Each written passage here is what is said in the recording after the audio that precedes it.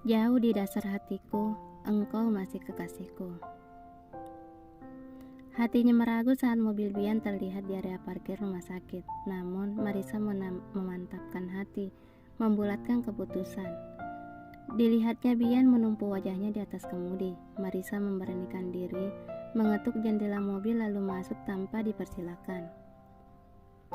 Sekilas Bian melirik istrinya yang juga kikuk memosisikan diri sendiri. "Sudah dengar semuanya?" tanyanya pelan. Marisa mengangguk pelan. "Masih yakin dia adalah anakku?" tanyanya lagi. Marisa diam lalu menatap Bian, ingin sekali memeluk pria itu dan menangis dalam dadanya. "Kenapa menyembunyikan semua sendirian, Mas?" tanya Marisa menahan sesak. Bian tertawa lepas, bulir bening terlepas dari mata, mengalir di pipi, tumpah ruah seiring derai tawa menyedihkan. "Alasan yang sama, mungkin sama dengan apa yang coba kamu sembunyikan dariku." "Enggak, kamu menyembunyikan ini untuk melindungi Samuel. Apa sebenarnya yang dia katakan benar? Apa kamu yang menerima lamaranku hanya untuk melarikan diri darinya?" cecar Bian. Marisa terdiam, hatinya menjerit-jerit. Ia harus coba memahami perasaan Bian, namun tidak sepatutnya Bian mengatakan hal itu. "Setelah mendengar semuanya dari Dokter Mike, nggak ada lagi keraguan dalam hatiku. Anak ini adalah darah dagingmu, Mas," dirih Marisa. "Bagaimana mungkin? Semua yang terjadi, kehamilan setelah kejadian itu, memang menyudutkan kemungkinan anak ini milik Samuel. Hanya saja, firasatku mengatakan bahwa anak ini milikmu, Mas," tutur Marisa. "Firasat? Hanya firasat," cibirnya. "Mas, aku yakin semua usahamu anak ini adalah bukti kebesaran serta kasih sayang Tuhan padamu, Mas," bujuknya lagi. "Pendirian juga keputusanku tetap sama. Syarat yang aku ajukan tetaplah sama," tegas Bian. "Aku gak bisa menyerahkan akan bayi ini. Anak kita, cinta kita," dirih Marisa. "Aku mandul, aku gak akan bisa memberikan kamu anak. Kenapa kamu tetap meminta aku mengambil jalan perpisahan?" bentak Bian. "Perceraian memang dibenci Allah, tetapi dengan aku menurutimu, selamanya kita akan mendapatkan laknatnya, Mas," sanggah Marisa. "Jangan berkhotbah di hadapanku," sentak Bian. "Aku minta sama kamu, aku mohon dengan sangat, jangan curigai rasa cintaku sama kamu, Mas. Demi Allah, aku menyesali semuanya. Aku gak akan mencecar kamu akan alasan kamu menyembunyikan masalahmu dariku. Aku percaya itu semata untuk membuat kita lebih bahagia," lirih Marisa. Bian menggigit sedikit bibir. Sungguh, entah apa yang membuatnya begitu terluka. Ia sama sekali tidak meragukan kesetiaan Marisa. Hanya saja itu terjadi. Kebodohan Marisa. Kesalahan terbesarnya adalah memilih menyembunyikan fakta Samuel sudah meruda paksa dirinya. "Aku gak akan mengubah keputusanku. Perceraian akan tetap terjadi bila kamu ingin tetap bersama anak itu." "Inikah yang kamu mau, Mas? Benarkah ini caramu?" Bian terdiam. Marisa menunduk, air matanya kembali jatuh bercucuran. "Aku ikhlas akan semua keputusan yang akan kamu ambil, Mas. Semuanya. Kamu adalah orang yang selalu bisa bijak dalam mengambil keputusan dan akan selalu menunggumu," lanjutnya lalu keluar dari mobil Bian. Penantian itu sia-sia. Lucy hampir terjangkang dari kursinya saat menerima email pengumuman dari presiden perusahaan yang tak lain adalah Raka Bian Suyarmoko. Email itu menegaskan bahwa Marisa Aprilia Yuswandari mengundurkan diri dari jabatannya lalu mengangkat Ari Setia sebagai pengganti sementara dan ia sendiri sebagai asisten pribadi Ari Setia. Hampir setengah berlari, Lucy bergegas menuju ruangan Bian yang ternyata sudah dipenuhi beberapa manajer lain. Beberapa hari belakangan, Bian tampak sangat berbeda dari sifatnya yang dulu terkenal lembut penuh kasih sayang. Sekarang, dia tampak seperti seekor singa liar yang kelaparan. Sejenak Bian mengedarkan pandangan pada semua yang sudah duduk terdiam di ruang rapat. Untuk sesaat matanya berhenti di salah satu kursi kosong tepat di sampingnya, kursi Marisa. Mulai hari ini, Ibu Marisa bukan lagi bagian dari Sujarmo Group. Tegasnya yang dijawab bisikan semua. Seperti yang sudah saya umumkan, untuk sementara, Bapak Arisiti akan dibantu Ibu Lucy mengurus semua yang diperlukan. Kondisi Ibu Marisa nggak lagi memungkinkan untuk bekerja dengan maksimal di perusahaan ini, ungkapnya. Suara bisikan itu menghilang, seakan menunggu Bian kembali menjelaskan akar permasalahan. Rapat Dewan Direksi akan segera dilakukan untuk membahas perubahan setelah Ibu Marisa nggak ada dalam struktur organisasi. Saya harapkan nggak ada lagi bisik aneh yang terdengar. Keputusan ini diambil memang atas dasar alasan personal, tetapi menjunjung tinggi kepentingan perusahaan tanpa mengurangi jasa juga kontribusi Bu Marisa selama ini. Baiklah, cukup sampai di sini. Saya harap semua bisa lebih baik. Selamat pagi. Jelasnya segera meninggalkan ruang rapat. Lucy tidak bisa berpikir jernih. Ini salah, pasti ada yang salah. Bukan Marisa, hanya mengatakan perpanjangan cutinya. Ia bergegas kembali menuju ruangan Marisa. Ditetapnya setiap sudut ruangan yang masih memiliki harum kental dari atasannya itu. Sekilas melihat Marisa tersenyum manis di balik layar monitor komputer. Permisi Bu, tutur Harja yang masuk sembari menentem beberapa lipatan kardus. Iya Bang, ada apa? Tanya Lucy menatap Harja yang mulai membetulkan posisi lipatan kardus menjadi kotak-kotak berukuran sedang. Ini Bu, tadi saya disuruh sama Bapak Raka untuk membereskan barang-barang Ibu Marisa. Mana saja yang mau dibawa sama Pak Raka Bu, tuturnya. Lucy hampir pingsan saat mendengar penjelasan Harja. Sungguh ini tidak masuk akal. Marisa tentu bisa membereskan semuanya sendirian. Ini lebih mirip seperti pemecatan tidak hormat. Sebentar Bang, tanya Ibu Marisa dulu, tukas Lucy. Berkali-kali Lucy coba menghubungi Marisa, tidak ada jawaban. Semua pesannya juga tidak dibalas. Ia tidak sabar lagi. Lucy meraih tasnya kemudian berlari menuju lobi. Memang ada beberapa selentingan kabar tidak mengenakan mengenai masalah yang terjadi setelah acara Mintoni itu.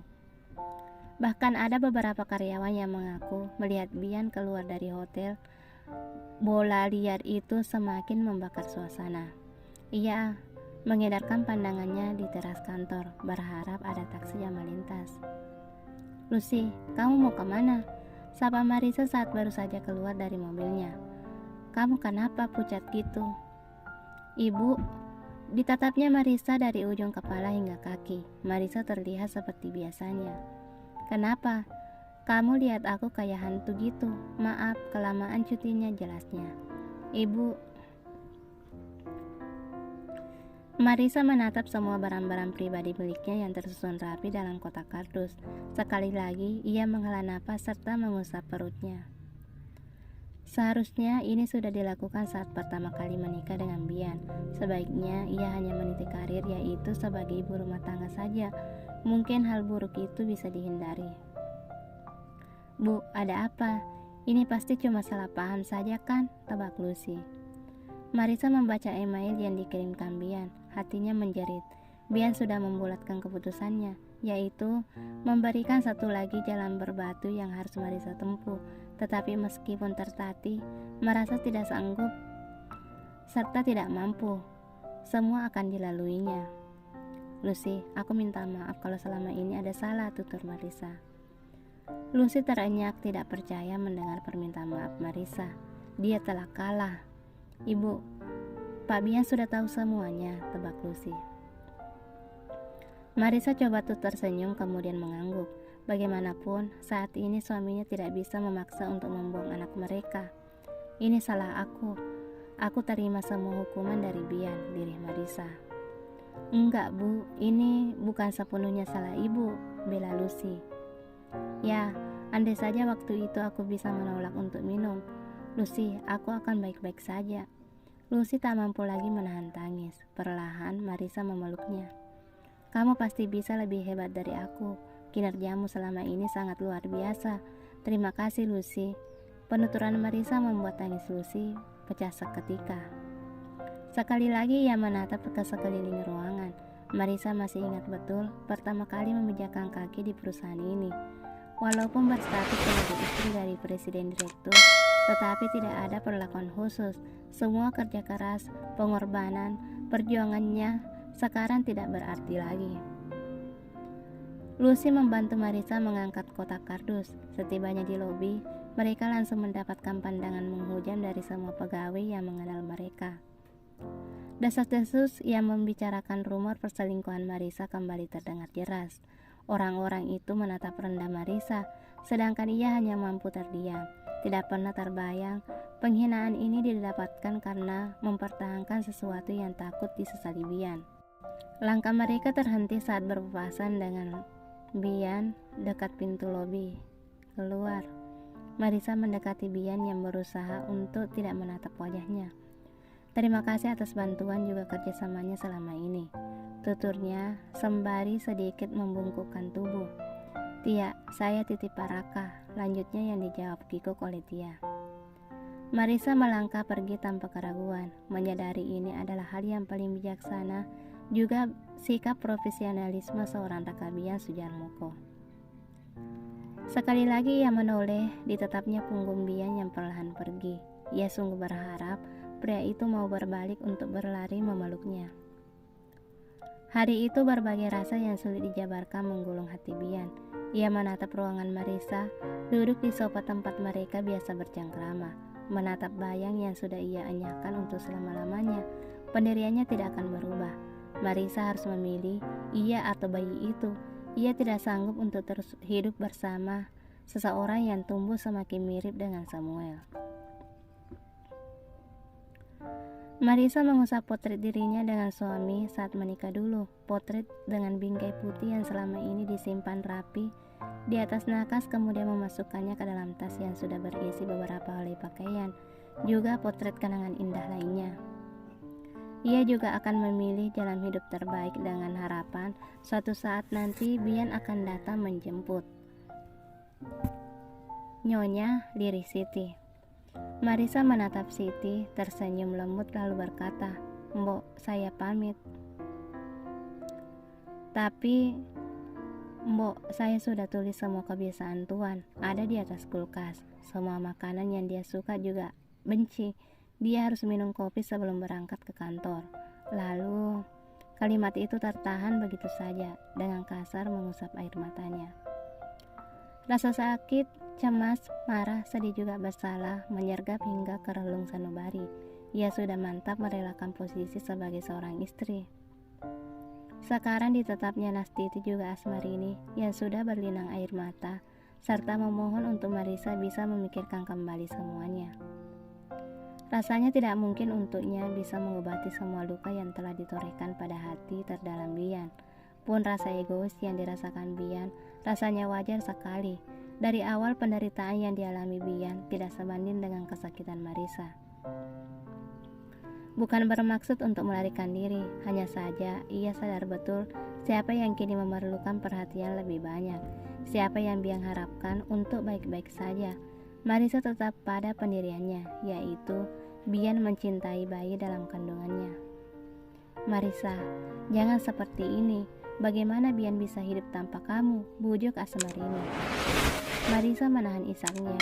Ibu, Marisa minta maaf. Semuanya memang salah Marisa, lirihnya. Enggak nak, ibu yakin itu cucu ibu, anak Bian. Bersabarlah, kita pastikan setelah kamu melahirkan ya nak. Ibu mohon sama kamu, bujuk Asmarini. Selamanya anak ini adalah cucu ibu. Marisa juga Mas Bian juga perlu waktu untuk meredam semua. Bila memang harus berakhir, Marisa ikhlas bu. Asmarini memeluk menantu kesayangannya, menciumi wajah, juga terus mengusap perut Marisa. Mata Asmarini merekam wajah yang sepertinya akan sulit untuk ditemui lagi. Marisa melepaskan tangan Asmarini juga Nastiti yang mengantar sampai pekarangan rumah. Ia mundur beberapa langkah untuk menatap wajah mereka. Masih diingatnya dengan baik saat pertama kali Bian mengenalkan ia pada keluarga Sudjarmoko. Sambutan hangat yang tidak pernah terlupa. Berharap satu saat nanti akan mendapat pelukan dari semuanya lagi. Dari balik jendela taksi, ia menatap bangunan sederhana yang asri, hasil kerja keras keduanya selama membangun biduk rumah tangga. Marisa merelakan semua cinta yang tertanam di setiap jangkar rumah itu menjadi kenangan manis yang akan dibawa hingga ajal menjemput nanti, sekaligus berharap suatu saat Bian akan datang memintanya kembali sebagai nyonya di rumah itu. Taksi itu melaju perlahan. Ia mengusap pelan perutnya, terus bergumam, mengatakan Bian sangat mencintai anak ini, sangat mencintainya. Semua akan baik-baik saja, nak, gumamnya. Dari balik jendela mobil, ia menatap jajaran pepohonan. Kini ditatapnya lagi wajah Bian dalam layar ponsel.